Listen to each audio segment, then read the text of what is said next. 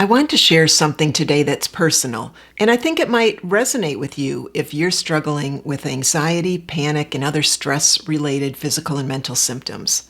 Growing up, I experienced a lot of trauma, from abuse and injuries from a car accident to navigating the challenges of parental divorce and separation from a parent, frequent upheavals, and attending multiple schools. I had this mysterious condition where I'd become dizzy and faint. I underwent testing in early childhood, but the doctors were never able to reach a definitive diagnosis. I learned to live with that condition, but it wasn't until a routine cardiac stress test that I learned something fascinating. After the test, my blood pressure dropped rapidly. Now, the tech described it as my blood pressure just fell off a cliff. Now, naturally, I was a little concerned. What I learned was that there's a connection between my dizziness and fainting and the vagus nerve and how my body responds to stress. Now, in this case, the stress was due to the stress test. But it's not just me. I want to share another story about Andrew. Now, Andrew's situation highlights how trauma and stress can affect us long after we've left our childhood. Andrew's symptoms would exacerbate when he was under stress. He grew up in an environment filled with emotional neglect, constant upheaval, bullying, a lack of security. And as an adult, Andrew started experiencing digestive issues, acid reflux, bloating. He had throat problems, swallowing problems that wouldn't go away. He also had a constant ringing in his ears. Now, no matter how many doctors he saw, no one could fully explain these symptoms, and all of his tests were normal. Childhood adversity, including exposure to abuse, neglect, poverty, and violence, is among the highest risk factors for the development of chronic physical and mental health problems. Now, exposure to childhood adversity is associated with changes in the functioning of the nervous system, including one's vagus nerve and their response to stress. So today, I want to talk about that incredible nerve that we all have, your vagus nerve, and whether it could be contributing to some of your symptoms. So what is the vagus nerve, and why does it matter so much? Well, the vagus nerve is the longest cranial nerve in your body, running from your brainstem all the way down to your intestines. And it's responsible for a whole range of critical functions, like controlling your heart rate, breathing, digestion, blood pressure, and even your body's response to stress. Basically, it helps you switch between the fight or flight, that survival mode, and the rest and digest mode, where your body can relax and heal.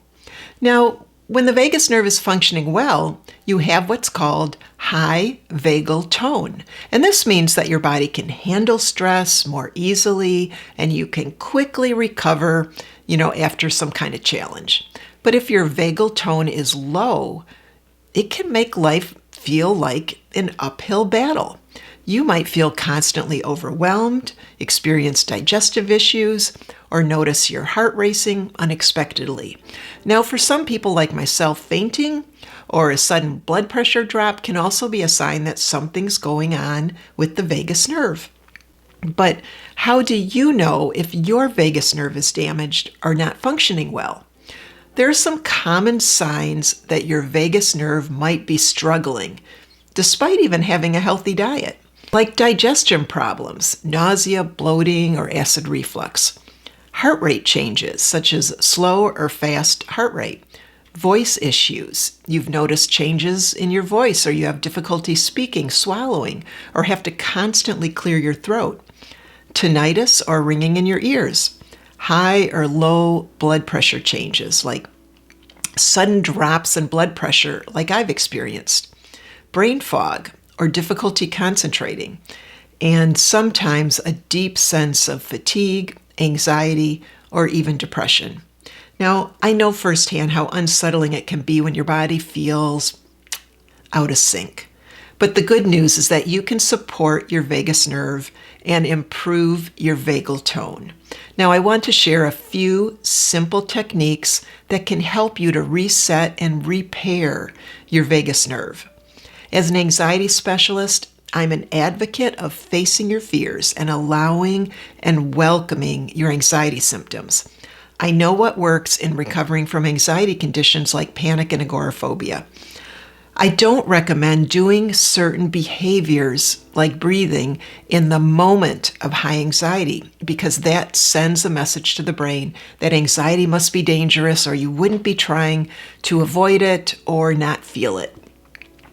But that can make your anxiety worse by training your brain to fear anxiety sensations. And anxiety can quickly become panic if you fear or you're concerned about those anxiety sensations. So understanding anxiety, welcoming, allowing the sensations, and even bringing those sensations on intentionally without avoiding them is how you recover from panic disorder. But these techniques that I'm sharing today I'm sharing to reset and repair your vagus nerve. Think of practicing them as part of your scheduled daily stress management routine. Number 1, singing, humming, or chanting. Believe it or not, making these vocal sounds engages your vagus nerve because it connects your vocal cords and the muscles in the back of your throat. So try humming or singing your favorite song. It helps to shift you into that rest and digest mode. Slow diaphragmatic breathing. Slow, deep breaths, especially focusing on making your exhale longer than your inhale, can help stimulate the vagus nerve. So try practicing this a few times a day. I'll leave you a playlist to help you with relaxation and breathing in the description below. Number 3, cold compressions. You can apply a cold compress to your chest, your face, or the back of your neck. Try it for a few seconds to several minutes and see how you feel. 4, gentle yoga and meditation. Both practices have been shown to improve vagal tone by calming the mind and the body. Just focusing on slow movements and mindful breathing during yoga can create a powerful effect. Number 5, connecting with others. Positive social connections also boost vagal tone.